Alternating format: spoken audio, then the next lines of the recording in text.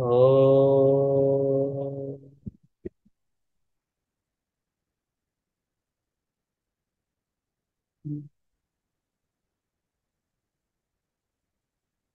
భద్రం नो अपि वातयमनः ఓం శాంతి శాంతి శాంతి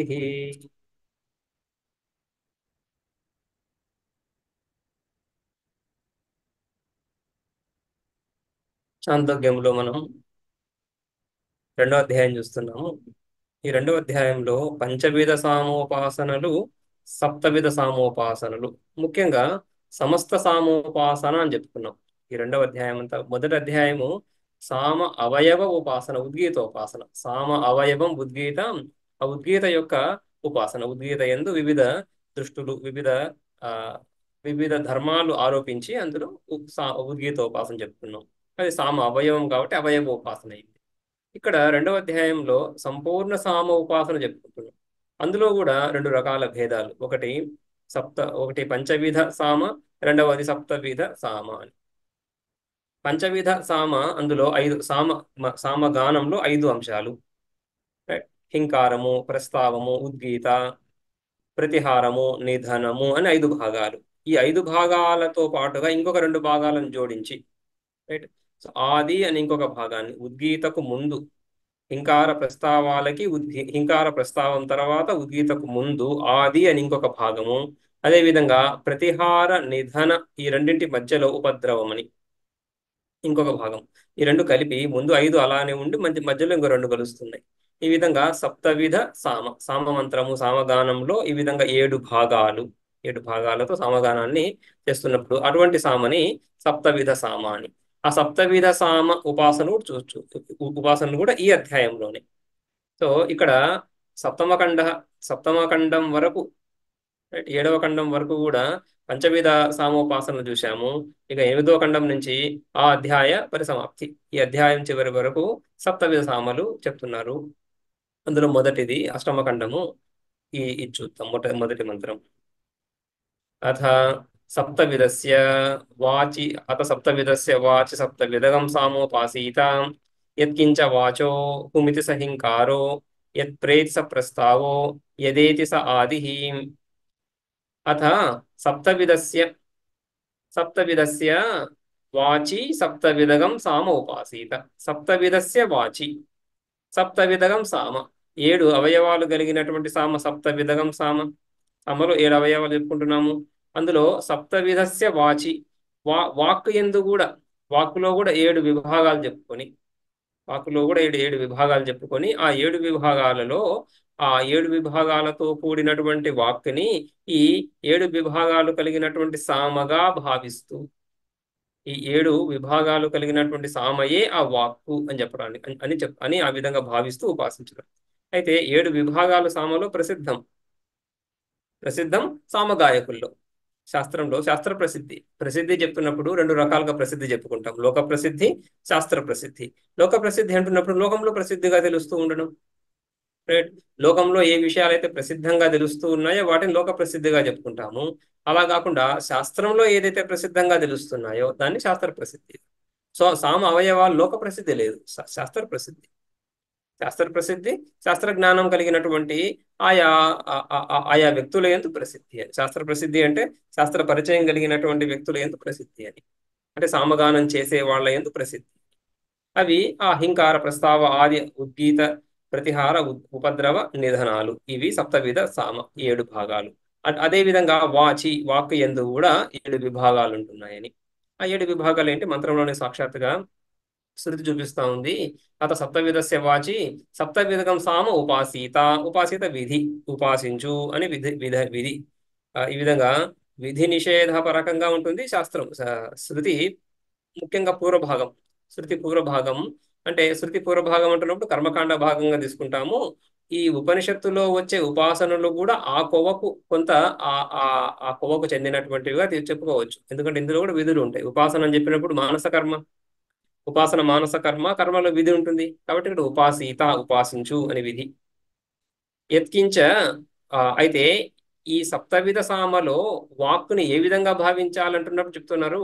యత్కించ వాచో హుం ఇది, వాక్కులో ఏదైతే హుం హుం అనేటువంటి శబ్ద స్వరూపం ఏదైతే ఉందో అది హింకారము. వాక్ అన్నప్పుడు పదాలు శబ్దాలే, శబ్దాలు పదాలు వాక్యాలు. సో వీటిలో హుం అనేటువంటిది ఏదైతే ఉందో ఇదే హింకారం అని భావించు. హుం ఇది సహింకార. యత్ ప్రా, ప్రా ఉపసర్గ ఉంది కదా, ప్రా పర అప అవ ఇవన్నీ ఉపసర్గలు. అందులో ప్రా అనేది యత్ప్రా ఇది స ప్రస్తావ, ప్రస్తావలో ప్రా ఉంది, ఆ శబ్దము ఉపసర్గలో కూడా ప్రా ఉంది, కాబట్టి ప్రా అనేది ప్రస్తావం అని భావించి ఉపాసించు. యదైతే స ఆదిహి, యద్ ఆ ఇది స ఆదిహి, ఏదైతే ఏదైతే ఆకారం ఉందో, ఆ ఆదిలో దీర్ఘాకారం ఉంది కదా, అందుకని యద్ ఆ ఇది, ఆ విధంగా సంధి విచ్ఛేదం చేస్తే యద్ ఆ ఇది గుణసంధి కదా, సో యదేతి అవుతా ఉంది. యద్ ఆ ఇది, ఏదైతే ఆకారం దీర్ఘ ఆవరణం ఏదైతే ఉందో, దీర్ఘాకారం ఏదైతే ఉందో అది ఆదిగా భావించు. ఈ విధంగా మూడు అంశాలు చెప్పుకున్నాం. హుం, ఆ, ప్ర, తర్వాత ఆ, తర్వాత మిగిలిన నాలుగు అంశాలు రెండో మంత్రంలో చెప్తారు భాష్యంలో. అథ, అథ అంటే అనంతరం, పంచవిధ సామలు చెప్పిన తర్వాత అనంతరం సప్తవిధస్య సమస్తస్య సామ్న ఉపాసనం సాధు ఇదం ఆరభ్యతే.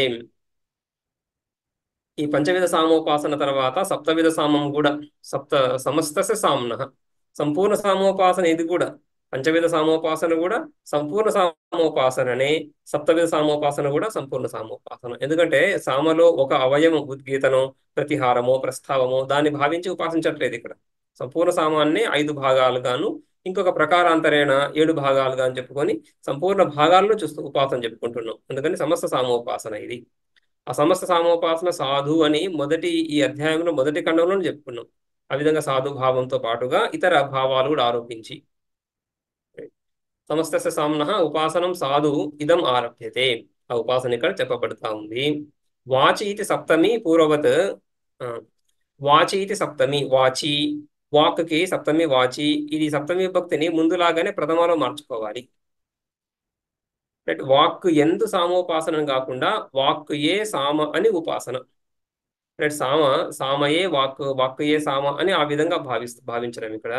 అందుకని వాగ్దృష్టి విశిష్టం సప్తవిధం సామ ఉపాసీత ఇత్యర్థ.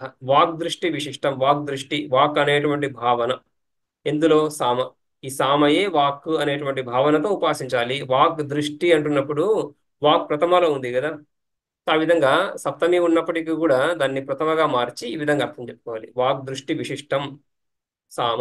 సామ మంత్రం ఏ విధంగా చూస్తున్నాం ఇప్పుడు, వాక్ భావనతో చూస్తున్నాం సామని, అటువంటి సామను ఉపాసించాలి. ఉపాస్యం సామయే, సామ మంత్రమే, సామలో ఉన్నటువంటి 7 భాగాలు అవే ఉపాస్యాలు. వాటిలో భావన ఏ విధంగా ఉంది, వాక్ అనే భావన ఉంది. అయితే ఆ భావన చెప్పిన తర్వాత 7 అంశాలకి అనుగుణంగా వాక్కులో కూడా 7 వివిధ అంశాలను చూపిస్తున్నారు. యత్కించ వాచశబ్దస్య, వాచ అంటే శబ్దస్య, ఆ శబ్దంలో ఉండేటువంటి హుం అనేటువంటి శబ్ద విశేషం ఏదైతే ఉందో, యత్కించ వాచ శబ్దస్య హుం ఇది యో విశేష, శబ్ద విశేషం శబ్దస్వరూపం హుం అనే హుం అనేటువంటి పదం ఏదైతే ఉందో స హింకార, అదే హింకారము. ఎందుకని, హకార సామాన్యాత్.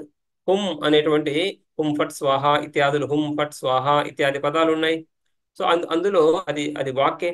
అందులో హకారంతో ఆరంభమవుతా ఉంది హుం, హింకారం కూడా హకారంతో ఆరంభమవుతా ఉంది. కాబట్టి హకారం అనేది రెండింటిలో సామాన్యంగా ఉండడం చేత హూనే హింగా భావించు. యత్ ప్ర ఇది శబ్దరూపం స ప్రస్తావ, ప్ర సామాన్యాత్, ప్రస్తావలో కూడా ప్ర అనే పదం ఉంది. అదేవిధంగా ప్ర అనే ఉపసర్గలో కూడా ప్ర అనే పదం ఉంది. రైట్, ఆ విధంగా ప్ర అనేటువంటి సామాన్యాన్ని చూసి ప్రాయే ప్రస్తావమే ప్ర అని భావించి ఉపాసించాలి. యత్ ఆ ఇది స ఆదిహి, యత్ ఆ ఇది, యత్ ప్లస్ ఆ యదా అయిపోతా ఉంది, యదా ప్లస్ ఇది యదేతి. ఆ విధంగా యదేతికి పదవిచ్ఛేదం ఈ విధంగా యత్ ఆ ఇతి అనే విధంగా ఆవరణం ఏదైతే ఉందో స ఆదిహి. ఎందుకని రెండిట్లో ఆకారం ఉంది, ఆకార సామాన్యాత్, ఆ అనేటువంటిది ఆదిలో కూడా, ఆ అనేటువంటి వర్ణంలో ఆ ఎలాగూ ఉంది. ఆదిహి ఇది ఓంకార సర్వాదిత్వాత్. ఇంతకు ముందు మనం మొదటి అధ్యాయంలో ఉద్గీతం చెప్పుకున్నప్పుడు ఉద్గీత ఓంకారంతో మొదలవుతా ఉంది. ఉద్గీత ఓంకారంతో మొదలవడం చేత ఉద్గీత అవయవమైనటువంటి ఓంకారాన్నే, ఉద్గీతలో అవయవంగా ఉన్నటువంటి ఓంకారాన్నే ఉద్గీతగా చెప్పుకున్నాం. ఇక్కడ ఆది అంటున్నప్పుడు సర్వాదిత్వాత్, అన్నింటికీ మొదలు ఓంకారం, సకల మంత్రాలు ఓంకారంతోనే మొదలవుతున్నాయి. రైట్. సో ఆ విధంగా సర్వాదిత్వాత్, అన్ని మంత్రాలకు ఆదిలో ఓంకారం ఉండడం చేత ఆదిహి శబ్దం చేత, ఆదిహి పదం చేత, పదానికి అర్థము ఓంకారం తీసుకోవాలి. వర్ణమాలలో కూడా ఆ ఆకారం ఏదైతే ఉందో ఆదిలో వస్తుంది. ఆ అంటే అవర్ణము, అవర్ణం ఆదిలో వస్తా ఉంది. రైట్. అందుకని ఆకార సామాన్యాత్ అని ఒకటి, ఆది అని తర్వాత విశేషార్థం, ఇంకా ఆది అనే శబ్దం, ఆది అనేటువంటి సామ భాగానికి అర్థం ఓంకారమే.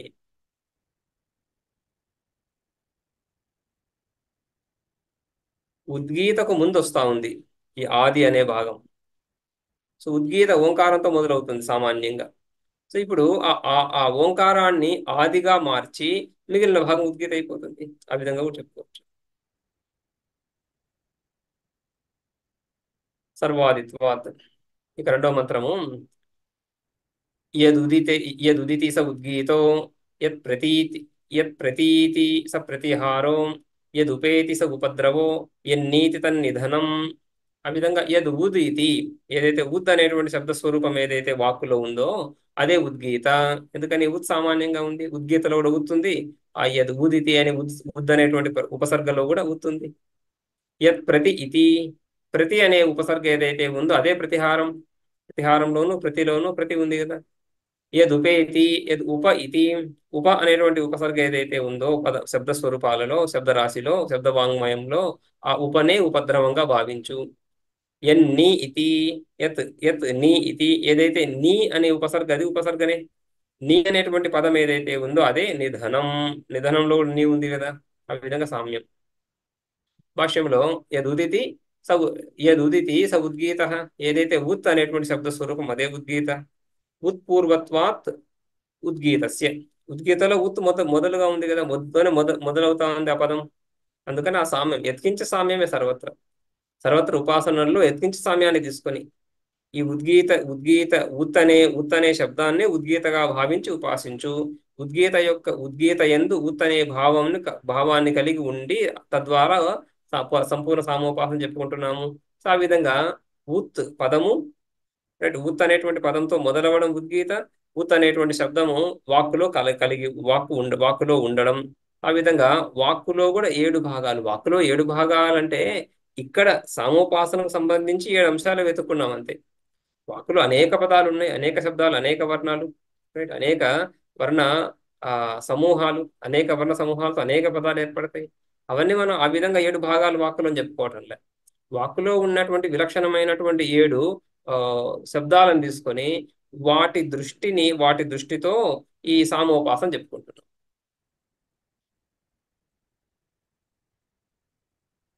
యత్ ప్రతీతి స ప్రతిహార, ప్రతి సామాన్యాత్. ఆ ప్రతి అనేటువంటి పదం రెండిట్లో సమానంగా ఉండడం చేత సాదృశ్యం అదే. యద్ ఉప ఇతి స ఉపద్రవ, యద్ ఉపేతి అనుంది, యద్ ఉప ఇతి. ఆ ఉప అనేది ఏదైతే ఉందో అదే ఉపద్రవంగా భావించి ఉపాసించాలి. ఉపోపక్రమత్వాత్ ఉపద్రవస్య, ఉపద్రవ అనేటువంటి సామభాగం ఏదైతే ఉందో అది ఉపక్రమత్వాత్, ఉప అనేటువంటి పదం చేత ఉపక్రమం ఆరంభమవుతా ఉంది. ఉప అనేటువంటి శబ్ద స్వరూపం చేత ఆరంభం అవ్వడం అనేటువంటి గుణం అందులో ఉంది. ఉపోపక్రమత్వాత్ ఉపద్రవస్య.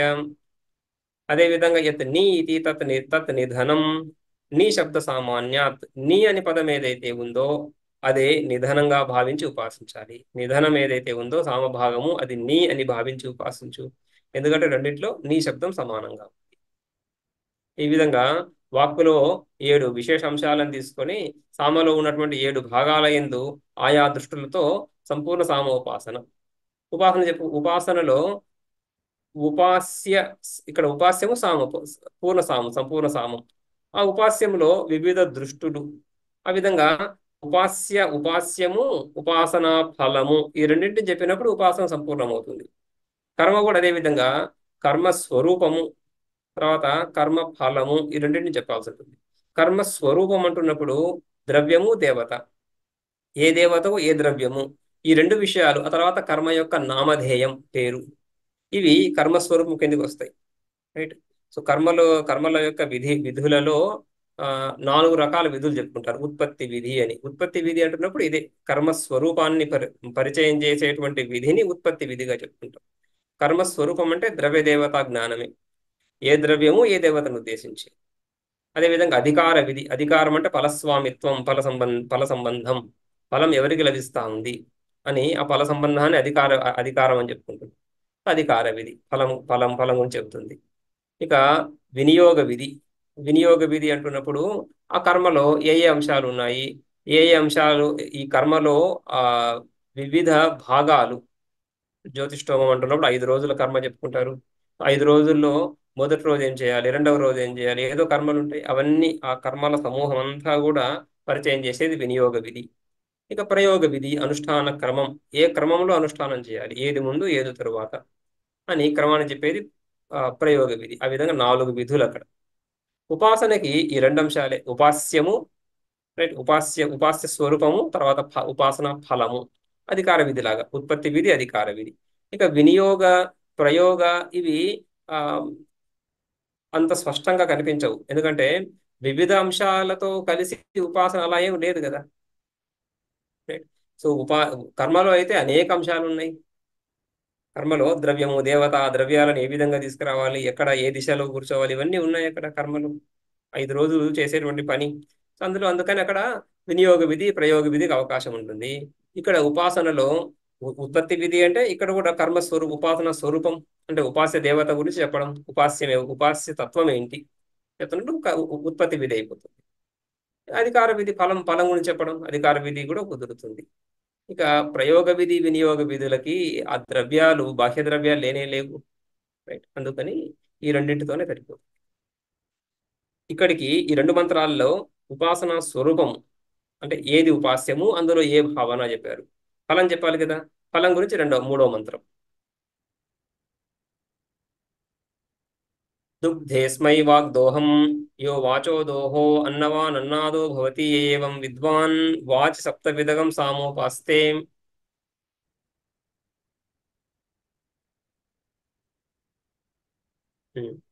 అస్మై అస్మై ఉపాసకాయ. ఈ ఉపాసకుడికి, అస్మై ఉపాసకాయ వాక్ దోహం దుగ్ధే. వాక్ వాక్ గురించి, వాక్ ఉపాసన కదా. సామోపాసన, సామయందు వాక్ దృష్టితో ఉపాసిస్తున్నాడు. వాక్ దృష్టి విశిష్ట సామోపాసన. అందుకని ఆ వాక్ ఉపాస్యము వాక్. ఆ వాక్ ఏదైతే ఉందో దోహం దుగ్ధే. ఈ ఉపాసకుడి గురించి దోహం. దోహం ఆ ఫలం. ఇతకబడినటువంటి పాలని దోహం అని చెప్పుకుంటున్నాం. అంటే ఫలము. ఇక్కడ కర్మ ఫలం, ఉపాసనా ఫలం. ఆ ఉపాసనా ఫలాన్ని పిండిస్తుంది. ఉపాసనా ఫలాన్ని సమ ఉపాసనా ఫలాన్ని వాడికి చేరుస్తుంది, సమకూరుస్తుంది. అస్మై వాక్ దోహం దుగ్ధే. ఏంటా దోహం? యో వాచో దోహ. వాక్ ద్వారా కలగవలసినటువంటి, వాక్ అంటే వాచ అంటున్నప్పుడు షష్ఠి కదా. వాక్ ద్వారా అంటే వాక్ వాగుపాసన ద్వారా. వాగుపాసన ద్వారా ఏ ఫలమైతే వాడికి కలగవలసి ఉందో, యో వాచోదోహ, ఆ వాచోదోహ, ఆ దోహాన్ని దో- ఆ, దోహం దుగ్ధే. యో వాచోదోహ, దాన్ని యో వాచోదోహ తం దుగ్ధే అని. తం దోహం దుగ్ధే. ఆ ఫలాన్ని కలిగిస్తా ఉంది. ఏంటి ఆ ఫలం? అన్నవాన్ అన్నాదో భవతి ఏవం విద్వాన్. విద్వాన్ ఎవడైతే ఈ విధంగా ఈ సప్తవిధ సామోపాసన, సప్తవిధ వాక్ ఎందు వాక్కుతో పాటుగా వాక్యే సామాని, ఈ విధంగా సప్తవిధ సామోపాసన ఎవడైతే చేస్తున్నాడో వాడు అన్నవానన్నాదో భవతి. సమగ్రమైనటువంటి అన్నాన్ని పొందుతున్నాడు. దానికి భోక్త కూడా అవుతున్నాడు. దుగ్ధేస్మై ఇత్యాది గుప్తార్థం. సో దుగ్ధేస్మై అని ఈ మంత్రం, ఈ ఫలభాగం ఏదైతే ఉందో ఈ ఈ ఈ విధంగా ఈ ఫలాన్ని చెప్పేటువంటి మంత్రభాగాలు చాలా వచ్చాయి ఇంతకుముందు అధ్యాయంలో కూడా, ఇంతకుముందు ఖండాల్లో కూడా. అందుకని గుప్తార్థం. ఉక్తో అర్థో యస్య. అర్థము దీనికి ముందే చెప్పబడింది. అర్థము చెప్పబడినటువంటి మంత్రస్వరూపం ఇది కాబట్టి పునర్వ్యాఖ్యానం అవసరం లేదు అని. ఉక్తార్థం. ఉక్తం అర్థం యస్య. ఉక్తో అర్థం కాకుండా ఉక్తం అర్థం యస్య.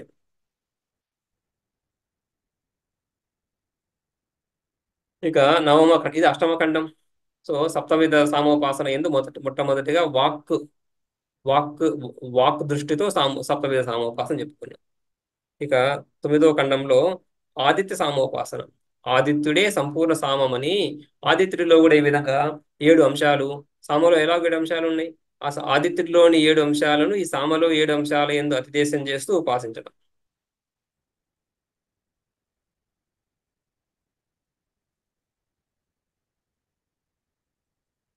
అవయవమాత్రే సామ్ని ఆదిత్య దృష్టి పంచవిధేషు ఉక్తా ప్రథమే చ అధ్యాయే.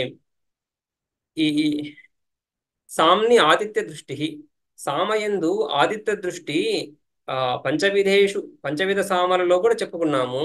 అయితే అవయవ మాత్రే, రైట్, అవయవ మాత్రే, ఒకానొక అవయవం ఉద్గీత, ఒకానొక అవయవంలో మాత్రమే ఈ ఆదిత్యుడిని చెప్పుకున్నాం. సంపూర్ణంగా ఆదిత్యుడే సామ అని ఆ విధంగా ఉపాసన చెప్పుకోలేదు పంచవిధ సామలో కూడా. మొదటి అధ్యాయంలో కూడా 5వ ఖండంలో ఈ విధంగా సామ యొక్క అవయవం ఉద్గీత కదా అక్కడ. మొదటి అధ్యాయం అంతా కూడా ఉద్గీతోపాసన.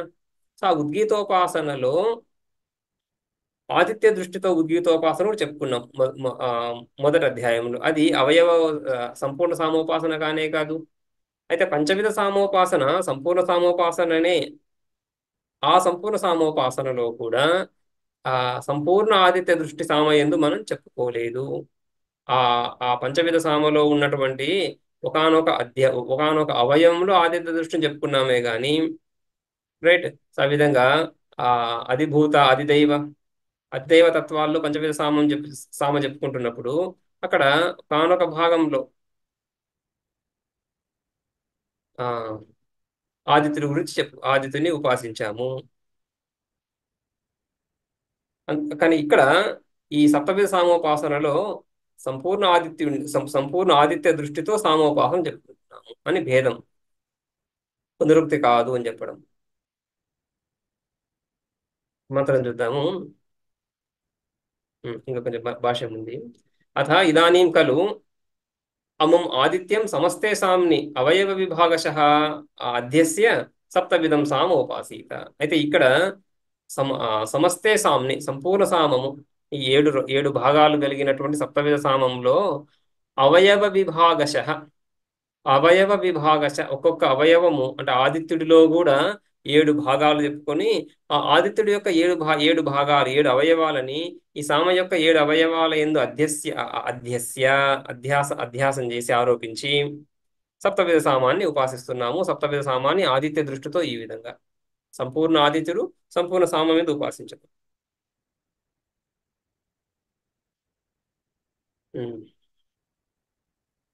కథం పునః సామత్వం ఆదిత్యస్య ఇది ఉచ్యతే. అయితే ఆదిత్యుడు యందు సామదృష్టి. అయితే ఆదిత్యుడు సామ ఏ విధంగా అవుతున్నాడు? ఆదిత్యుడికి సామకి ఏంటి పోలిక అంటున్నప్పుడు కథం పునః సామత్వం, సామలో సామత్వం, ఆ సామత్వ ధర్మము ఆదిత్యుడిలో ఎలా అన్నప్పుడు ఉద్గీతత్వే హేతువత్ ఆదిత్యస్య సామత్వే హేతు కో అసౌ. ఉద్గీతత్వే హేతువత్, ఉద్గీత ఉద్గీత యందు ఆదిత్య దృష్టి చెప్పుకుంటున్నప్పుడు ఏ విధంగా సామ్యము ఉద్గీతకి ఆదిత్యుడికి ఏ విధంగా సామ్యాన్ని అంగీకరించి ఆదిత్యుడు ఉద్గీత అని అనుకున్నామో అదే విధంగా ఆదిత్యుడే సామ అవుతున్నాడు. ఉద్గీతత్వే ఆదిత్యుడు ఉద్గీత అవడంలో ఏ విధంగా హేతువును అంగీకరిస్తామో అదే విధంగా. కోసం ఏంటా హేతువు? ఆ హేతువు ఇక్కడ చెప్తున్నారు. ఆదిత్యుడు సామ అవడానికి కలిగినటువంటి హేతు సర్వదా సర్వదా సమస్తేన సామ మాం ప్రతి ఇది సర్వేణ సమస్తేన సామాం. ముందు ఆదిత్యుడిలో సామత్వం ఏ విధంగా, ఆదిత్యుడిలో సామత్వం ఏ విధంగా అవుతోంది?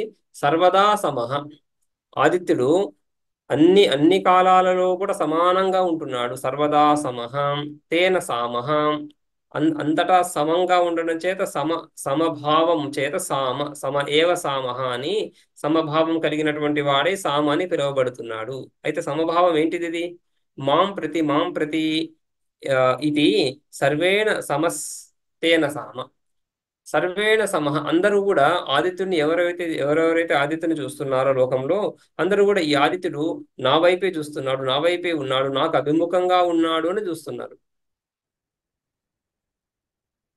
లోకంలో మనం కింద ఒక వస్తువుని మన మన గదిలో ఒక వస్తువుని పెట్టినప్పుడు నలుగురు వ్యక్తులు చూసినప్పుడు ఒక వ్యక్తి తూర్పు దిశగా ఆ వస్తువుని చూస్తాడు, ఇంకొక వ్యక్తి పశ్చిమ దిశగా ఆ వస్తువుని చూస్తాడు, ఇంకొక వ్యక్తి ఉత్తర దిశగా ఇంకొక రకంగా చూస్తున్నాడు. రైట్.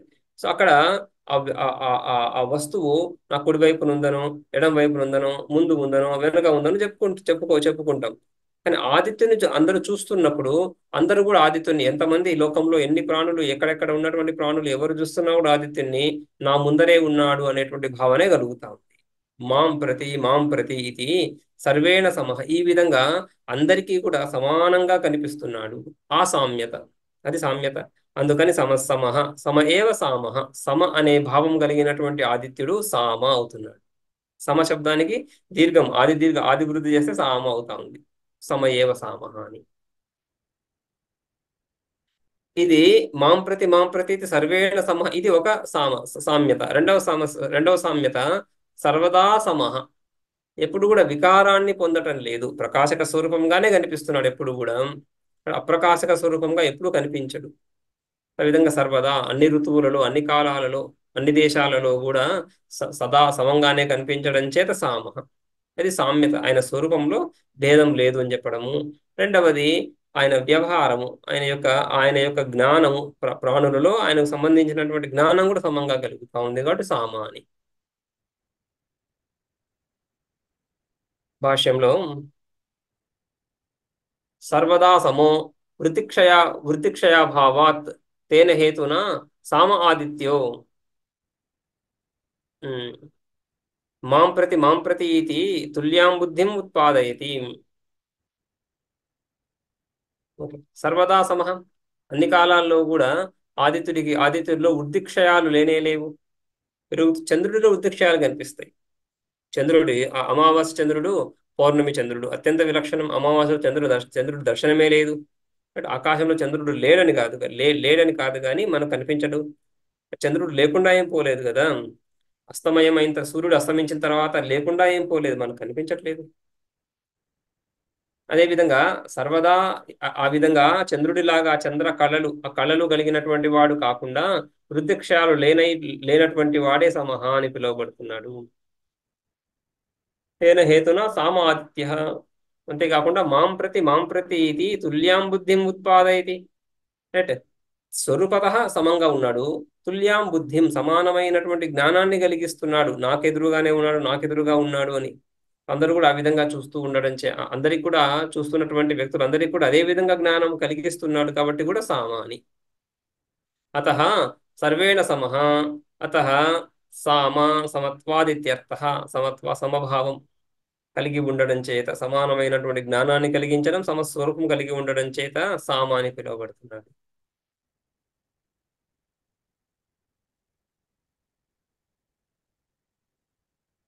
అతః సామ సమత్వాదిత్యర్థః. అతః ఆదిత్యుడు సామయే సమత్వం కలిగి ఉండడం చేత ఈ రెండు మార్గాల్లో కూడా సమత్వం తెలుస్తాం. రెండు విధాలుగా కూడా సమత్వం తెలుస్తాం.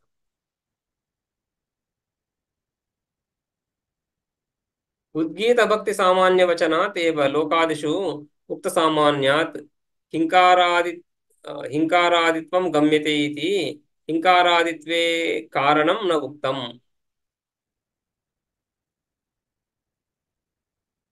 ఉద్గీత భక్తి, భక్తి అంటే భాగం. ఉద్గీత అనే భాగంలో ఉద్గీత భక్తి సామాన్య వచనాదేవ.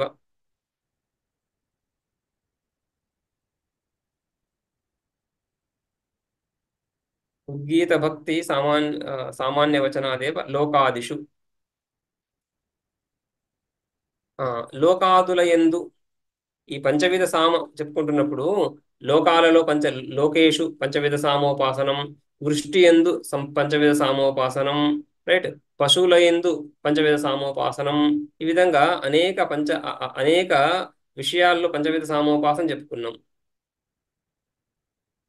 ఉమ్, ఈ ఈ రెండవ ఖండంలోనే, రైట్. అథ ఆవృత్తేషు ద్యౌర్హింకార ఆదిత్య ప్రస్తావ ఇత్యాదులు. ఆదిత్య ప్రస్తావ, అంతరిక్షముద్గీత, అగ్ని ప్రతిహార, పృథివీ నిధనం అని అక్కడ ఆ విధంగా ఆదిత్యుడు ఒకానొక భాగమై ఉన్నాడు ఉపాసనలో. ఈ సామ అవయవాలలో ఒకానొక అవయవంలో ఆదిత్య దృష్టి. ఆదిత్య దృష్టిని చెప్పుకున్నాము. అక్కడ ఎత్కించి సామ్యం ఉంది కదా. ఆ ఆదిత్యుడికి తర్వాత ఈ సామావయవాలకి ఏదో సామ్యం ఉండడం చేతని ఆ విధంగా చెప్పుకున్నాం. అదే విధంగా లోకాదిషు, రైట్.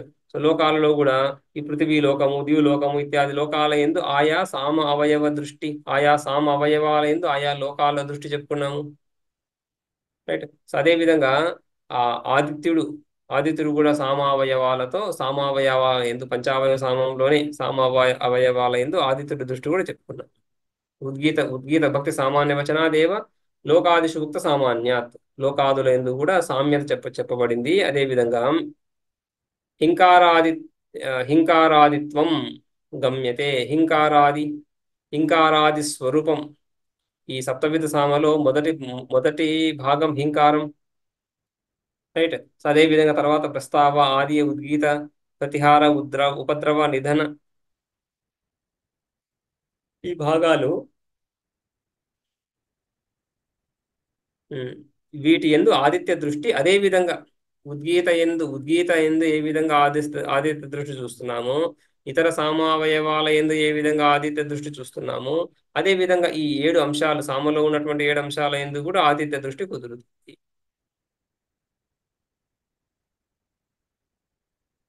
సామత్వే పునః సవితుః సామత్వే పునః సవితుః అనుక్తం కారణం న సుబోధం ఇది సమత్వం ఉక్తం. అయితే ఆయా భాగాలలో సామ అవయవాలలో, రైట్, ఉద్గీత భక్తి సామాన్య వచన, ఉద్గీత అనేటువంటి భక్తి, అదేవిధంగా లోకాదుల యందు లోకాదుల దృష్టి సామలో భావించి ఉపాసన చెప్పుకున్నాం కదా.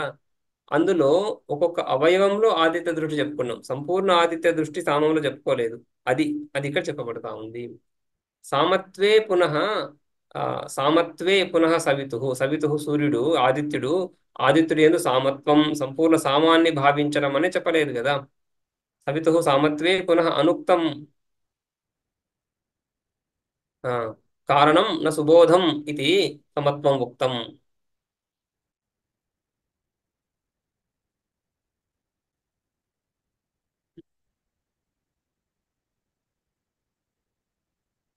ఇక్కడ సర్వదా సమస్తేన సామ, ఈ సం ఈ సంపూర్ణ ఆదిత్యుడు సామ అని అంటే ఆదిత్యుడిలో ఉండేటువంటి వివిధ భాగాలు ఏవైతే ఉన్నాయో ఆ భాగాల దృష్టి సామలో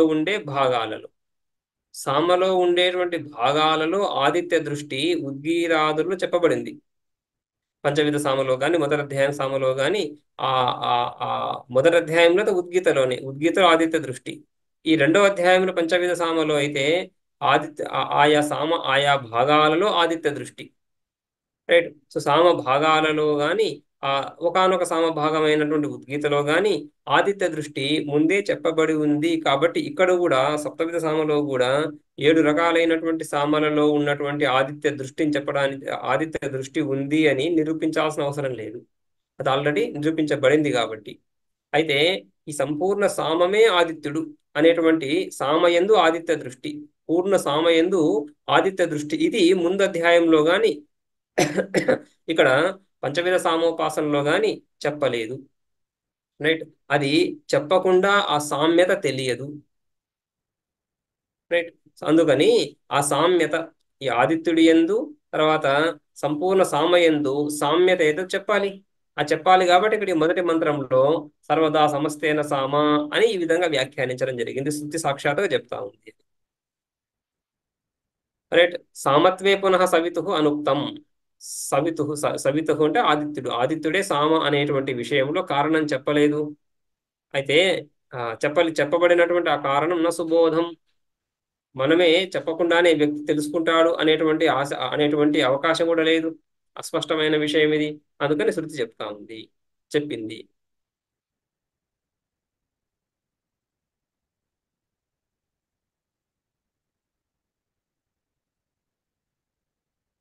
ఇక రెండో మంత్రం నుంచి ఆయా సామ అవయవాలలో ఆదిత్యుడి యొక్క అవయవ దృష్టి.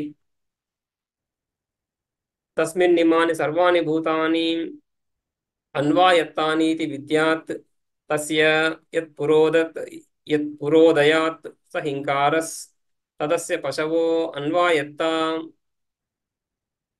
తస్మాత్తే హిం కుర్వంతి హింకారభాజినో హేతస్య సామ్నః తస్మిన్ తస్మిన్ ఆదిత్యే ఆ ఆదిత్యుడి యందు ఇమాని సర్వాణి భూతాని అన్వాయత్తాని ఈ సకల ప్రాణులందరూ కూడా ఈ లోకంలో ఉన్న ప్రాణులందరూ కూడా ఆ ఆదిత్యుడి అధీనులై ఉన్నారు. అన్వాయత్తాని ఆ ఆదిత్యుడితో సంబంధం కలిగి ఆదిత్యుడు లేకుండా జీవించలేనటువంటి పరిస్థితి కలిగి ఉన్నారు. ఆదిత్యుని ఆదిత్యుని ఆశ్రయించి ఉన్నారు. ఇది విద్యాత్ తస్య అయితే సర్వాణి భూతాని సకల ప్రాణులు ఆదిత్యుని సంబద్ధాలై ఉన్నాయి. ఇక ఆ ఆదిత్యుడు తస్యేత్ తస్యేత్ పురోదయాత్ పురః పూర్వ దిశలో ఏదైతే ఉదయిస్తున్నాడో సూర్యోదయం ఉదయించడం ఏదైతే ఉందో అది హింకారః. అదే హింకారము. సామ అవయవాలలో మొట్టమొదటి హింకారము జీవుడి యొక్క దైనందిన యాత్రలో మొట్టమొదటిగా ఏమవుతా ఉంది, ఈ ఆదిత్యుడి యొక్క ఉదయం సూర్యోదయం తర్వాత సకల వ్యవహారాలు ఆరంభమవుతున్నాయి. రైట్. ఏ విధంగా అయితే హింకారం చేత సామం ఆరంభం అవుతా ఉందో ఆ విధంగా సూర్యోదయం చేత సకల వ్యాపారాలు ఆరంభం అవడం చేత ఈ సూర్యోదయమే హింకారం అవుతాం. రెండింటిలో కూడా మొదటి స్థానం అవడం చేత.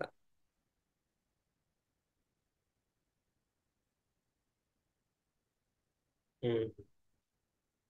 తస్య యత్ పురో తస్య యత్ పురోదా తస్య యత్ పురోదయాత్ పురో ఉదయాత్ స హింకారః తదస్య పశవో అన్వాయత్తాః.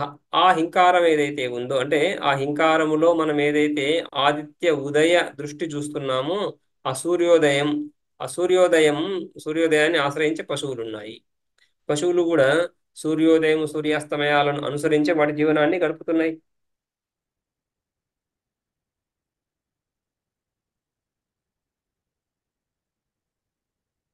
పశువు అన్వాయత్తాః.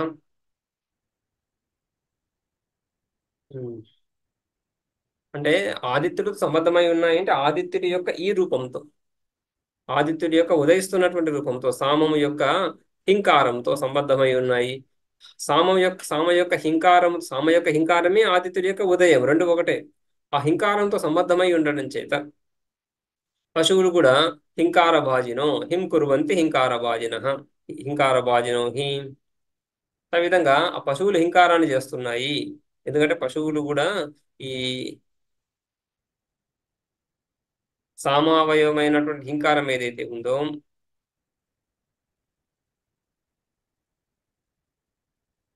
ఉమ్, తత్సంబంధాన్ని కలిగి ఉండి హింకారం చేస్తున్నాయి. వాటి ధ్వని పశువుల ధ్వని ఏదైతే ఉందో అది హింకారం వలె ఉంది అని. తస్య ఆదిత్యస్య యత్ పురా ఉదయాత్ ఆదిత్యుడు పూర్వ దిశలో ఏదైతే ఉదయిస్తున్నాడో ధర్మరూపం స హింకారో భక్తి. ఆ, పురా పురా పూర్వ దిశ తూర్పు దిశ ఆ తూర్పు దిశ ఎందు ఉదయించడం ఏదైతే ఉందో అది ధర్మరూపం. ధర్మరూపం ఆదిత్యుడి సూర్యోదయం ధర్మం ఎలా అయింది? సూర్యోదయానికి సంబంధించినటువంటి అనేక ధర్మాలు ఉన్నాయి శాస్త్రంలో. ఉదితే జుహోతి, అనుదితే జుహోతి కూడా ఉంది. ఉదితే జుహోతి, అనుదితే జుహోతి. సూర్యోదయానికి ముందు అనుదితే సూర్యుడు ఉదయించడం కంటే ముందే యజ్ఞం చేయాలి. యజ్ఞం చేయడానికి అనువైన కాలము సూర్యోదయానికి పూర్వకాలము అని అని శాఖలో ఒక మంత్రం. ఉదితే జుహోతి సూర్యోదయం తర్వాత. అయితే అనుదితే జుహోతి సూర్యోదయానికి ముందే ఈ నిత్య నైమిత్య కర్మలు చేయాలి అని ఒక శృతి. సూర్యోదయం తర్వాత అని ఒక శృతి. కానీ రెండు కూడా సూర్యోదయానికి సంబంధించి ఆ నిత్య నైమిత్య కర్మల గురించి మాట్లాడుతున్నాయి. రైట్. సో నిత్యాగ్నిహోత్రము, సంధ్యావందనము ఇత్యాది కర్మల గురించి మాట్లాడుతున్నాయి. అది ధర్మరూపం. ఆ ధర్మరూపమైనటువంటి కర్మ సూర్యోదయానికి సంబంధించి ఉంది కాబట్టి అని. తస్య ఆదిత్యస్య యత్ పురా ఉదయాత్ ధర్మరూపం. ధర్మరూపం ఆవిష్కరించబడుతా ఉంది. అంటే వైదికులు ధార్మిక కర్మలు సూర్యోదయ కాలంలో చేస్తున్నారు. స హింకారో భక్తి. రైట్. ఈ సూర్యోదయాన్ని ఈ సూర్యోదయమే హింకారమని భావించాలి. సామావయవము ఆదిత్యుడిలో సప్తభాగాలు చేస్తే మొదటి భాగము మొట్టమొదటిది దైనందిన వ్యవహారంలో మొట్టమొదటిది సూర్యోదయమే. రైట్. సూర్యోదయంతోనే పక్షులు ఇత్యాదులు నిద్రలేస్తున్నాయి, సూర్యాస్తమిత నిద్రపోతున్నాయి అని. ఆ విధంగా మొదటి భాగం అక్కడ జీవన యాత్రలో మొదటిది సూర్యోదయము. ఇక్కడ హింకారము సప్తవిధ సామ యొక్క సప్తభాగాల్లో మొదటిది.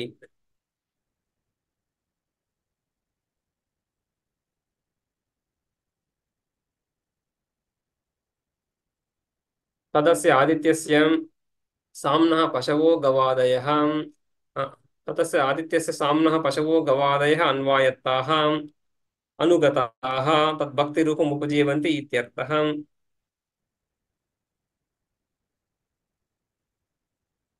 తదస్య ఆదిత్యస్య సామ్నః ఆదిత్యస్య సామ్నః ఆ, పశవో గవాదయః పశవః. ఇక్కడ మంత్రంలో యత్పురోదయాత్ సహింకార ఒక భాగం చెప్పుకున్నాం, మొదటి భాగమే చెప్పుకున్నాం. మొదటి భాగం చెప్పుకున్న తర్వాత తదస్య పశవో అన్వాయత్తాః, సకల ప్రాణులు పశుపక్షాలు సకల ప్రాణులు కూడా ఆ హింకార భాగాన్ని ఆశ్రయించి ఉన్నాయి అని చెప్పుకున్నాం కదా. పశవో అన్వాయత్తాః, అందుకనే పశువులు హింకారాన్ని చేస్తున్నాయి. హింకార భాజినో హి యతస్య సామ్నః, హింకార భాగానికి అర్హులై ఉన్నాయి అనేది ఏదైతే చెప్పుకున్నామో, ఇదంతా కూడా హింకారం అనేటువంటి ఒక భాగానికి సంబంధించినటువంటి ఆరోపము, దానికి సంబంధించినటువంటి ఆ భాగానికి సంబంధించినటువంటి ఉపాసన భాగం మాత్రమే చర్చించబడతా ఉంది. మిగిలిన ఇంకా 6 భాగాలు ఉన్నాయి. సప్తవిధ సామోపాసనలో మొత్తం 7 అంశాలు. అందులో మొట్టమొదటి చూస్తున్నాం హింకార అని. టీకాలో కూడా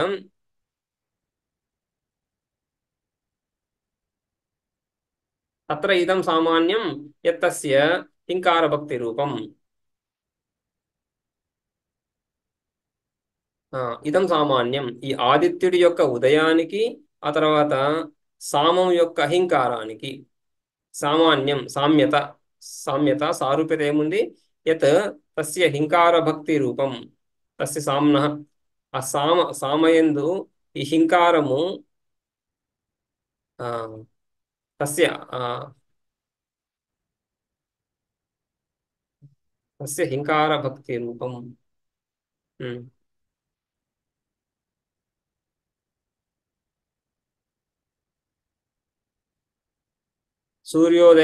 సూర్యోదయమే హింకారం అనేటువంటి భాగమై కూర్చుంది. తదస్య ఇక సామ్యత తర్వాత చూపిస్తున్నాడు. తదస్య ఆదిత్యస్య సామ్నః పశవో గవాదయః అన్వాయత్తాః అనుగతాః తద్భక్తి రూపం ఉపజీవంతి ఇత్యర్థం. తదస్య ఆదిత్యస్య, ఆ ఆదిత్యుడు, ఈ ఆదిత్యుడి యొక్క ఉదయం అయితే మనము హింకారంగా చెప్పుకుంటున్నామో, సామయూక హింకారంగా చెప్పుకుంటున్నామో, ఆ ఆదిత్యస్య సామ్నః, ఆదిత్యుణ్ణే సామగా భావిస్తున్నాం. అందులో పశవః, పశువులు, గవాదయ గో ఇత్యాది పశువులన్నీ కూడా అన్వాయత్తాః అనుగతాః తద్భక్తి రూపం ఉపజీవంతి ఇత్యర్థం. ఆ భక్తి రూపం, సామ యొక్క ఆ భక్తి లేదా ఆదిత్యుడి యొక్క ఆ భక్తి, ఆ భాగం ఏంటంటే ఉదయాన్ని ఆశ్రయించే జీవిస్తున్నాయి, ఉపజీవంతి. రైట్. సో ఈ సకల ప్రాణులు కూడా మనుషులతో పాటుగా సకల ప్రాణులు కూడా ఈ ఆదిత్యుడి యొక్క ఉదయాన్ని ఆశ్రయించే జీవిస్తున్నాయి. సకల వ్యవహారాలు అక్కడి నుంచే మొదలవుతున్నాయి. కాబట్టి జీవించడం అంటే వ్యవహరించడమే, వ్యవహారం కలిగి ఉండడమే కదా. ఆ వ్యవహారం సూర్యోదయాన్ని ఆశ్రయించి ఉంది. కాబట్టి ఈ విధంగా చక్కగా ఆ హింకారము మొదటిదైనటువంటి సామావయవాల మొదటిదైనటువంటి హింకారము, లోక వ్యవహారంలో మొదటిదైనటువంటి ఆదిత్యుడి ఉదయము, ఈ రెండిటికి పోలిక చక్కగా కుదురుతా ఉంది. యస్మాదేవం తస్మాత్ తే హిం కుర్వంతి పశవః ప్రాగుదయాత్. ఆ సూర్యోదయ కాలంలో, సూర్యుడు ఉదయిస్తున్నప్పుడు, ఇంకా ఉదయించడానికి ముందు సూర్యోదయాన్ని మనం 2 రకాలుగా చూస్తాం. అరుణోదయము, సూర్యోదయం అని. సూర్యుడి యొక్క సారథి అరుణుడు అని. అరుణ అనూరహ, రెండు పేర్లు. ఊరు లేవు కాబట్టి అనూరు అని. ఆయన అరుణుడు సూర్యుడు రథాన్ని నడిపిస్తున్నాడు. సారథి ముందు వస్తాడు, తర్వాత వెనకాల రథికుడు ఆదిత్యుడు వస్తున్నాడు. కాబట్టి ఆదిత్యుడు ఇంకా రాకముందే అరుణుడు యొక్క ఆ, ఆగమం చేతనే మనకు ఒక వెలుగు రేఖ వస్తా ఉంది అనేసి. అది సూర్యోదయానికి ముందు అప్పుడే ఈ పశువులన్నీ కూడా అహింకారం చేస్తున్నాయి. హిం కుర్వంతి. రైట్. సో ఎందుకంటే ఆ హింకారాన్ని ఆశ్రయించి జీవిస్తున్నాయి కాబట్టి హింకారం రావడానికి ముందే ఆ హింకారాన్ని ఆహ్వానిస్తున్నట్లుగా ఈ పశువులన్నీ కూడా హింకారం చేస్తున్నాయి. ఆదిత్యుడి ఉదయాన్ని ఆహ్వానిస్తున్నట్లుగా హింకారం చేస్తుంది. యస్మాదేవం తస్మాత్ ते हिं कुर्वन्ति पशवः प्रागुदयात् तस्मात् हिंकारभाजिनो हि एतस्य आदित्यस्य साम्नः तद्भक्तिभजनशीलत्वात् हि ते एवं वर्तन्ते। हिंकारभाजिनो हि एतस्य హింకారభాజినః హింకారభాగి హింకారాన్ని భజ సేవాయాం హింకారాన్ని సేవిస్తున్నటువంటివి. హింకారాన్ని సేవించడం ఆశ్రయించడం. ఈ పశువులన్నీ కూడా ఆ హింకారాన్ని సేవిస్తూ ఉండడం చేత ఆ, హింకార భాజనోకి ఏతస్య ఆదిత్యస్య సామః. ఈ ఆదిత్య దృష్టి విశిష్ట సామము. ఈ ఆదిత్య దృష్టి విశిష్ట సామము యొక్క హింకార భాగము ఆ హింకార భాగాన్ని ఆశ్రయించింది.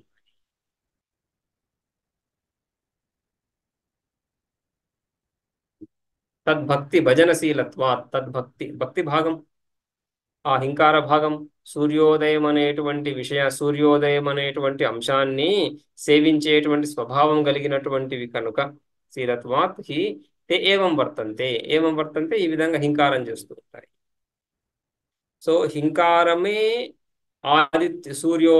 హింకారం ఎందు సూర్యోదయ దృష్టి. ఇది రెండో మంత్రం యొక్క తాత్పర్యం. హింకారం సామావయవమైనటువంటి హింకారం ఎందు ఆ సూర్యోదయం అనేటువంటి దృష్టి. రైట్. సో సో ఈ రెండింటికి సామ్యత చూపించడానికి ఒకటేమో రెండు మొదటివి అవుతున్నాయి. వ్యవహారానికి ఆది ఈ సూర్యోదయము, సామగానానికి సప్తవిధ సామగానానికి ఆది హింకారం. ఆ పోలిక ఎలాగూ ఉంది. ఇక పశువుల ద్వారా పశువులు ఈ హింకారాన్ని ఆశ్రయిస్తున్నాయి. రైట్. అస్య హింకారస్తదస్య పశవు అన్వాయత్తాః. పశువులన్నీ కూడా ఆ సూర్యోదయమే అహింకారాన్ని ఆశ్రయించి ఉన్నాయి. హింకారాన్ని ఆశ్రయించి ఉండడం చేత హిం కుర్వంతి. హిం హిం అని అహిం కుర్వంతి అంటే హింకారాన్ని ఉచ్చరిస్తున్నాయి. హింకారాన్ని వాటి అరుపులు ఏవైతే ఉన్నాయో అవి హింకారం వలె ఉంటున్నాయి కాబట్టి హింకారాన్ని ఉచ్చరిస్తున్నాయి అని చెప్పడం. అథ యత్ ప్రథమోదితే స ప్రస్తావస్ తదస్య మనుష్యా అన్వాయత్తాస్ తస్మాత్తే ప్రస్తుతి కామాః ప్రశకంసా కామాః ప్రస్తావభాజినో హి ఏతస్య సామ్నః. ఇక సామ యొక్క రెండవ భాగం. రైట్. హింకారం తర్వాత సామ యొక్క భాగం ప్రస్తావం అని. హింకారము ప్రస్తావము. అదేవిధంగా ఆదిత్యుడిలో కూడా ఉదయించిన తర్వాత ఆయన స్థితి మొట్టమొదటి రూపం ఏదైతే ఉందో సో ఆ రూపము అథయత్ ప్రథమోదితే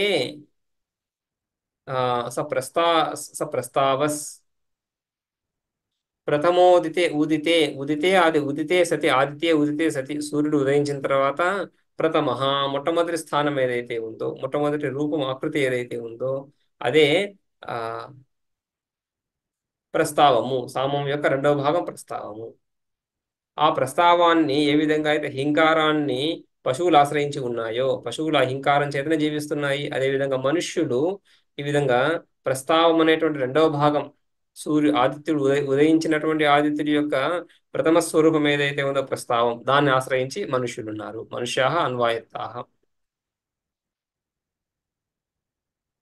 తస్మాత్తే ప్రస్తుతి కామాః ప్రశంసా కామాః ప్రస్తావభాజినో హి ఏతస్య సామ్నః.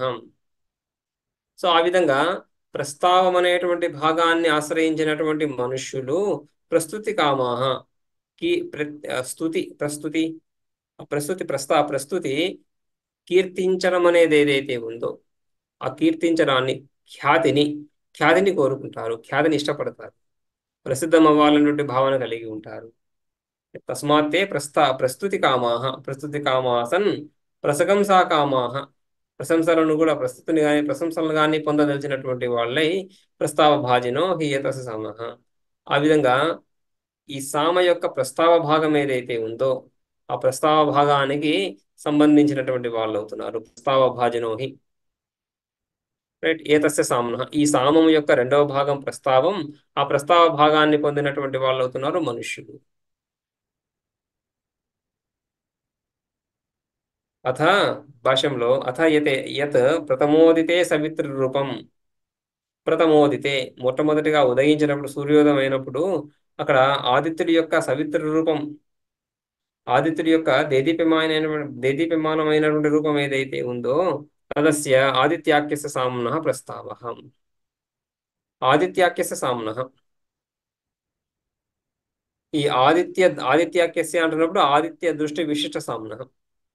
ఆదిత్య దృష్టితో ఏ సామం అయితే చెప్పుకుంటున్నామో ఆ సామములో ఈ ప్రథమోదిత ఆదిత్య స్వరూపం, సవితృ స్వరూపం ఏదైతే ఉందో అది ప్రస్తావము. దాన్ని ప్రస్తావంగా భావించు. ఇక్కడ ఆ ప్రస్తావం చెప్పుకున్న తర్వాత ప్రస్తావం యొక్క వైలక్షణ్యం ఏముంది? హింకారం యొక్క వైలక్షణం చెప్పుకున్నాం. హింకారం యొక్క వైలక్షణ్యం ఏముంది? ఆ హింకారాన్ని పశువులు ఆశ్రయించి ఉన్నాయి అని. అదేవిధంగా ఆ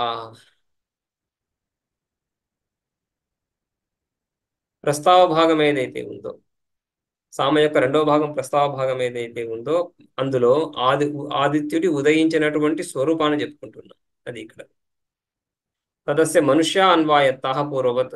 ఆ ఆ స్వరూపాన్ని, ఆ ప్రథమోదిత ప్రథమోదిత స్వరూపాన్ని మనుషులు ఆశ్రయించి ఉన్నారు. మనుష్య అన్వాయత పూర్వవత్, ముందులాగానే ఏ విధంగా అయితే పశువులు ఆశ్రయించి ఉన్నాయి హింకారాన్ని, అందుకని హిం కుర్వంతి అని చెప్పుకున్నాం కదా. అదే విధంగా ఈ ప్రస్తావాన్ని మనుషులు ఆశ్రయించి ఉన్నారు. ఎలా చెప్తున్నారు? ప్రస్తుతిని కోరుకుంటున్నారు కాబట్టి, ఆ కీర్తిని కోరుకుంటున్నారు మనుషులు.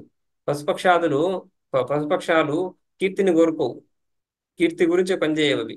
కానీ మనిషి కీర్తిని కోరుకుంటున్నాడు. లోకంలో అందరూ కూడా, అందరు వ్యక్తులు కూడా కొంతకాలమే ఉంటారు. ఆ ఉన్న కొంతకాలంలో ఏదో ఒక కర్మ ఆ విధంగా ఏ విధంగా చేస్తే వాడు చిరస్మరణీయుడు అవుతున్నాడు, ఆ విధంగా చేయడానికి ఇష్టపడతారు మనుషులు. దేని గురించి? కీర్తి గురించి.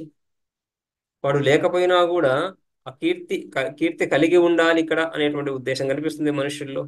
రైట్. ఆ విధంగా ఆ మనుష్య అన్వాయత్తాహ పూర్వవత్ తస్మాత్తే ప్రస్తుతిం ప్రశంసాం కామయంతే. ప్రస్తుతి ప్రశంసలు, స్తుతి ప్రశంసల్ని కోరుకుంటాడు మనుషుడు కూడా. ఆ, తస్మాత్తే ప్రస్తుతిం ప్రశంసాం కామయంతే యస్మాత్ ప్రస్తావభాజనో హి ఏతస్య సామ్నః. ప్రస్తావభాజనో హి, ఆ మనుష్యుడు ఆ ఏతస్య సామ్నః, ఈ సామ యొక్క ప్రస్తావం అనేటువంటి అవయవానికి సంబంధించినటువంటి వాళ్ళు అవుతున్నారు.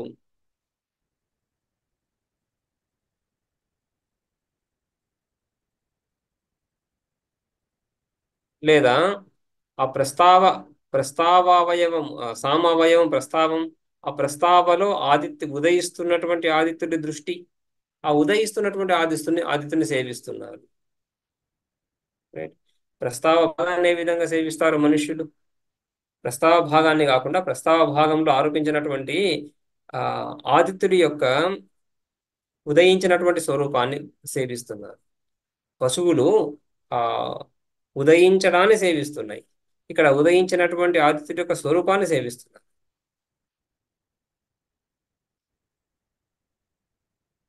ఆ విధంగా రెండు భాగాలు చూసాం మనం,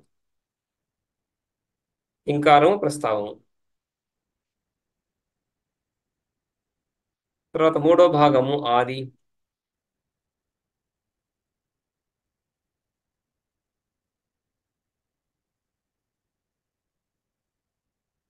అథ యత్ సంగమ వేళాయాగం సాదిత్యస్ తదస్య వయాగం సన్వాయత్తాని తస్మాత్ తాన్యంతరిక్షే అనారంభణాత్ అనారంభణాన్యాద్ యాత్ అనారంభణానాత్ దాయాత్మానం పరిపతంతి ఆదిభాజీ ఆదిభాజిని హేతస్య సామ్నః.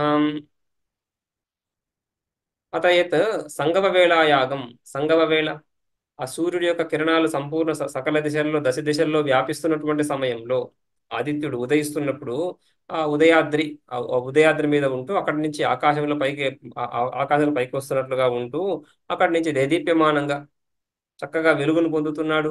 ఆ సమయంలో, తర్వాత కాలంలో, సూర్యోదయానికి ముందు, సూర్యోదయ కాలము, సూర్యోదయం తర్వాత కాలం.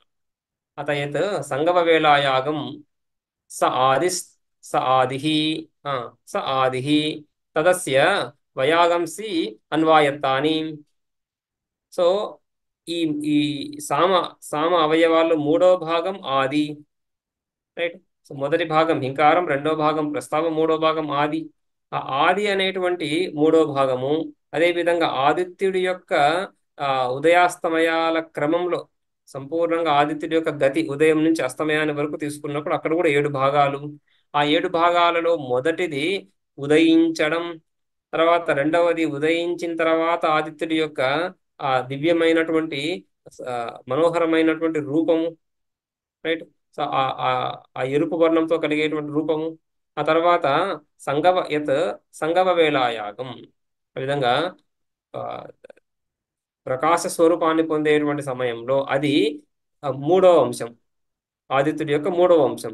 సామలో కూడా మూడవ అంశం ఆది, అది అందుకని దాన్ని ఆది అని చెప్పుకుంటాం. ఆదిస్ అథ యత్ సంగమ వేళాయాగం స ఆదిస్ తదస్య తదస్య తత్ ఆ ఆ ఆ ఆ ఆదిత్యుడి యొక్క మూడో భాగం, రైట్, సంగమ వేళ లేదా ఆది. దీన్ని సామలో ఆది, సామలో ఆది అనే భాగము, ఆదిత్యుడిలో సంగమ వేళ. దీన్ని వయాగంసి పక్షులు కూడా ఆశ్రయిస్తున్నాయి. వయాగంసి అన్వాయత్తాని తస్మాత్ తాని అంతరిక్షే అనారంభణాన్యాదాయాత్మానం పరిపతంతి. తస్మాత్ అందుకని ఆ అంతరిక్షే ఆకాశములో ఈ విధంగా పక్షులు విహరిస్తూ ఉన్నాయి ఆ కాలంలో.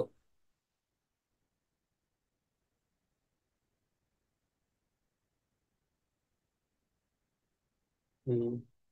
తస్మాత్ ఆ ఆదిత్యుడి యొక్క వెలుగు వ్యాపించినటువంటి దశ ఏదైతే ఉందో ఆ దశను ఈ పక్షులు ఆశ్రయిస్తున్నాయి. పక్షుల యొక్క ఆశ్రయము ఆదిత్యుడి యొక్క చక్కగా వెలుగును పొందినటువంటి ఆదిత్యుడి యొక్క స్థితి.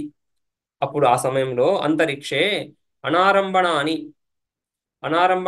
ఆరంభణము ఆరంభణము అంటున్నప్పుడు రకారం ఉంది అక్కడ. రలయోరభేద అని సామాన్య నియమం. రళయోరభేద, వభయోరభేద అని వకారానికి బకారానికి భేదం లేదని, రకారానికి లకారానికి కూడా భేదం లేదని. ఈ రళయోరభేద చాలా చాలా సూత్రాల్లో కూడా చూస్తాం మనం. రళయోరభేద ఇక్కడ ఆ రీ వర్ణానికి, తర్వాత ఉమ్, రీ వర్ణానికి రెండిటికి ఈ రెండిటికి కూడా ఆ, సవర్ణత్వం చెప్పుకుంటారు అక్కడ. అందుకని ఆ రాకి లాకి రీ రీ రెండు అచ్చులు, రా లా హల్లులు ఇవి. వీటిలో కూడా సామ్యత. రీ రీ అచ్చు ఏదైతే ఉందో రీ అది దానికి రా ఈ అచ్చు హల్లుకి సంబంధం ఉంది.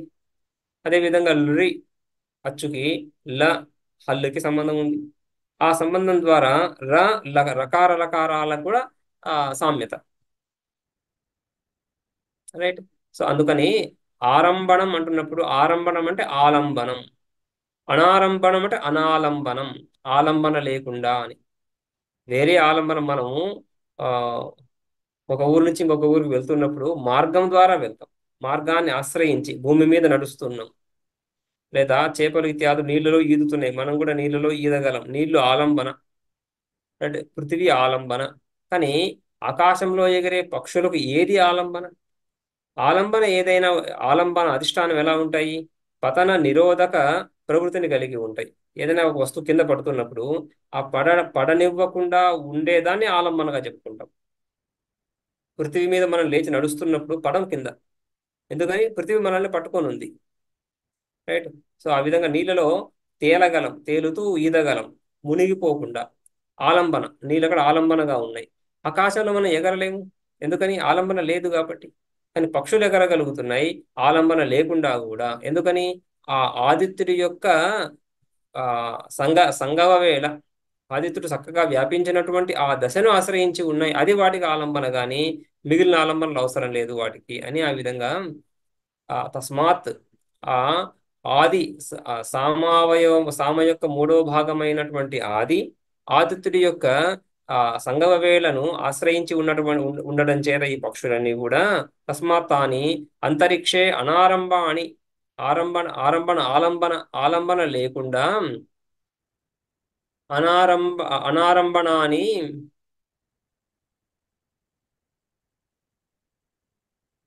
యదా ఆత్మానం పరిపతంతి.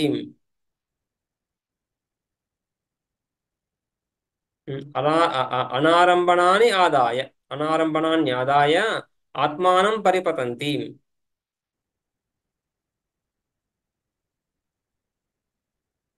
అనారంభణాని వయాంసి ఆత్మానం ఆదాయ. ఆ విధంగా అనారంభణాని వయాంసి, ఆలంబనయేమీ లేనటువంటి ఆ పక్షులు ఆత్మానం ఆదాయ తమను తాము ఆశ్రయించి పరిపతంతి చక్కగా వెళ్తున్నాయి, ఆకాశాన్ని విహరిస్తున్నాయి. ఆదిభాజీని ఏతస్య సామ్నః, ఏతస్య సామ్నః, ఈ ఆదిత్య దృష్టి విశిష్ట సామంలో ఆదిభాజీని, ఆది అనే భాగాన్ని సేవిస్తున్నాయి. ఆది అనే భాగంలో మనము ఆదిత్యుడి యొక్క ఆ ఈ సంగమ వేళని భావిస్తున్నాం. సో ఆదిత్యుడి యొక్క సంగమ వేళను ఆశ్రయిస్తూనే పక్షులు, అదే ఆది యొక్క సామ యొక్క ఆది భాగం, దాన్ని ఆశ్రయిస్తున్నట్లుగానే ఈ పక్షులన్నీ కూడా ఆ సామ యొక్క ఆది అనే భాగాన్ని ఆశ్రయిస్తున్నట్లుగా ఉన్నాయి. ఈ సంగమ వేళాయాం, దానికి వ్యాఖ్య చెప్తున్నారు భాష్యంలో. అథయత్ సంగమ వేళాయాం గవాం రశ్మీనాం సంగమనం సంగమో యస్యాం వేళాయాం గవాం వాం వత్సైః సా సంగమ వేళ తస్మిన్ కాలే తత్ సావిత్రం రూపం స ఆదిః భక్తి విశేష ఓంకారః. ఆది అంటున్నప్పుడు ఓంకారమును ముందు చెప్పుకున్నాం. ఆది అనే భాగము సర్వాదిత్వాత్ ఓంకార అని. ఇక్కడ సంగవ వేళ అంటున్నప్పుడు సం గవ వేళ, సమ్యక్, తర్వాత గవ గవ ఈ గోవులు. సో గోశబ్దానికి ఆవులు అనే అర్థం ఉంది, రశ్ములు అనే అర్థం కూడా ఉంది. రెండు అర్థాలు. గోశబ్దం చాలా అర్థాలు ఉన్నాయి. పృథివీ అని అర్థం ఉంది, ఇంద్రియాలని అర్థం ఉంది. అంటే ఆ విధంగా గవాం రశ్మీనాం.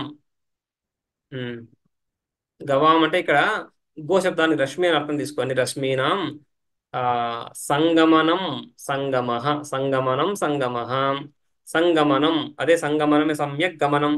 ఈ కిరణాలన్నీ చక్కటి గమనాన్ని పొందినటువంటి స్థితిలో గవాం రశ్మీనాం సంగమనం సంగమో యస్యాం వేలాయాం ఆ అని ఒక అర్థం. ఈ కిరణాలన్నీ కూడా, సూర్యకిరణాలన్నీ బహిర్దిశలో బయలుదేరి తర్వాత సూర్యాస్తమయానికి ముందు సూర్యుడు ఆ కిరణాలన్నీ తనలోనే ఇమిడ్చుకుంటున్నట్లుగా, కిరణాలన్నీ కూడా మళ్ళీ తిరిగి సూర్యుని చేరుతున్నట్టుగా సాయం సమయంలో, ఆ విధంగా అది సంగమ వేళ అని. గవాం రశ్మీనాం సంగమనం, సంగమనం అంటే సంగమో యస్యాం వేళాయాం, సూర్యరశ్ములన్నీ తిరిగి ఎప్పుడైతే సూర్యుని చేరుతున్నాయో అని ఒక అర్థం. లేదా గవాం అంటున్నప్పుడు ఆవులను తీసుకొని గవాం వా వత్సైహి సా సంగమ వేళ, వత్సైహి ఆ ఆవులు ఆ దూడలని అక్కడే ఆ యజమాని దగ్గరే విడిచి మేత వేయడానికి బయటికి వెళ్తాయి. వెళ్ళి మళ్ళీ తిరిగి సాయంత్రం వస్తున్నాయి. ఆ వస్తున్నప్పుడు మళ్ళీ ఆ దూడలను చేరుకుంటాయి. ఆ విధంగా గవాం వత్సైహి ఆ సా సంగమ వేళాం, ఏ సమయంలో అయితే ఈ ఆవులు మళ్ళీ దూడలను చేరుకుంటున్నాయో తస్మిన్ కాలే యత్ సావిత్రం రూపం, ఆ ఆదిత్యుడి యొక్క ఆ రూపం స ఆది భక్తి విశేష, దాన్ని ఆది అని భావించు, అది ఓంకార, భక్తి విశేష ఓంకార. తదస్య వయాంసి పక్షిణ అన్వాయత్తాని. వయాంసి అంటే పక్షులు, పక్షిణ అస్య అన్వాయత్తాని, ఈ ఓంకారాన్ని, ఈ భాగాన్ని, ఈ ఆదిత్యుడి యొక్క ఈ స్వరూపాన్ని పక్షులన్నీ కూడా ఆశ్రయించి ఉన్నాయి. యత ఏవం తస్మాత్ తాని వయాంసి అంతరిక్షే అనారంభణాని, అనారంభణ అంటే అనాలంబనాన్ని, ఆలంబన లేకుండానే ఆత్మానం ఆదాయ తమ స్వరూపాన్ని ఆశ్రయించి, ఆత్మానం ఏవ ఆలంబనత్వేన అంటే ఆత్మానం ఆలంబనత్వేన తామే తమకు ఆశ్రయంగా, తామే తమకు ఆశ్రయంగా ఇంకొక ఆశ్రయం లేకుండా ఆలంబనత్వే ఆత్మానమేవ ఆలంబనత్వేన గృహీత్వ, ఇంకొక ఆశ్రయం లేకుండా తమ స్వసామర్థ్యం చేతనే పరిపతంతి గచ్చంతి. అతః ఆకార సామాన్యాత్ ఆదిభక్తి భాజీని ఏతస్య సామ్నః. ఆకార సామాన్యాత్ ఈ ఆకారము ఆదిలో ఆ పరిపతంతి, గచ్చంతి. అతః ఆకార సామాన్యాత్